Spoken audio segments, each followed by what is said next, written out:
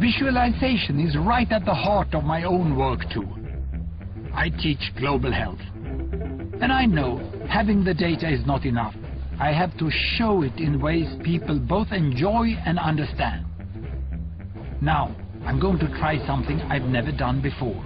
Animating the data in real space, with a bit of technical assistance from the crew. So, here we go. First, an axis for health, life expectancy, from 25 years to 75 years. And down here, an axis for wealth, income per person, $400, $4,000, and $40,000. So, down here is poor and sick, and up here is rich and healthy. Now, I'm going to show you the world 200 years ago, in 1810. Here come all the countries. Europe brown, Asia red, Middle East green, Africa south of Sahara blue, and the Americas yellow. And the size of the country bubbles show the size of the population. And in 1810, it was pretty crowded down there, wasn't it? All countries were sick and poor. Life expectancy were below 40 in all countries. And only the UK and the Netherlands were slightly better off, but not much. And now, why start the world? The Industrial Revolution makes countries in Europe and elsewhere move away from the rest.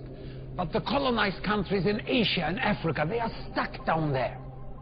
And eventually, the Western countries get healthier and healthier.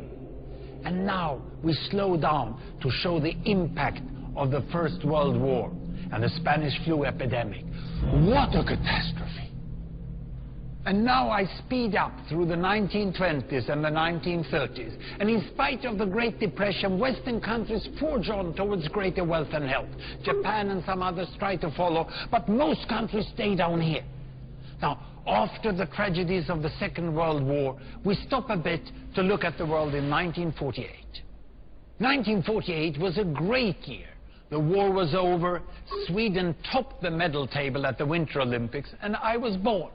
But the differences between the countries of the world was wider than ever. United States was in the front, Japan was catching up. Brazil was way behind, Iran was getting a little richer from oil, but still had short lives. And the Asian giants, China, India, Pakistan, Bangladesh and Indonesia, they were still poor and sick down here.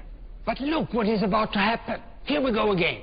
In my lifetime, former colonies gained independence, and then finally they started to get healthier and healthier and healthier. And in the 1970s, then countries in Asia and Latin America started to catch up with the Western countries. They became the emerging economies.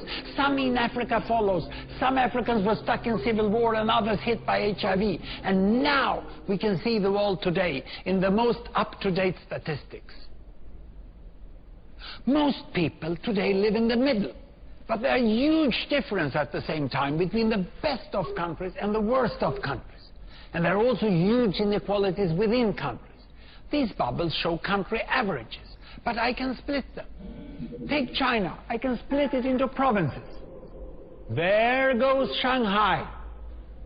It has the same wealth and health as Italy today. And there is the poor inland province Guizhou. It is like Pakistan.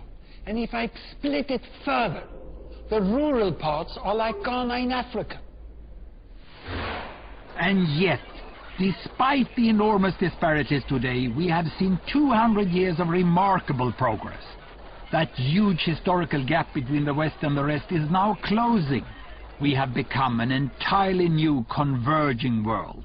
And I see a clear trend into the future. With aid, trade, green technology and peace, it's fully possible that everyone can make it to the healthy, wealthy corner.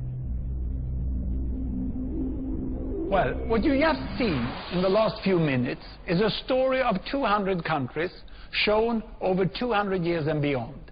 It involved plotting of 120,000 numbers. Pretty neat, huh?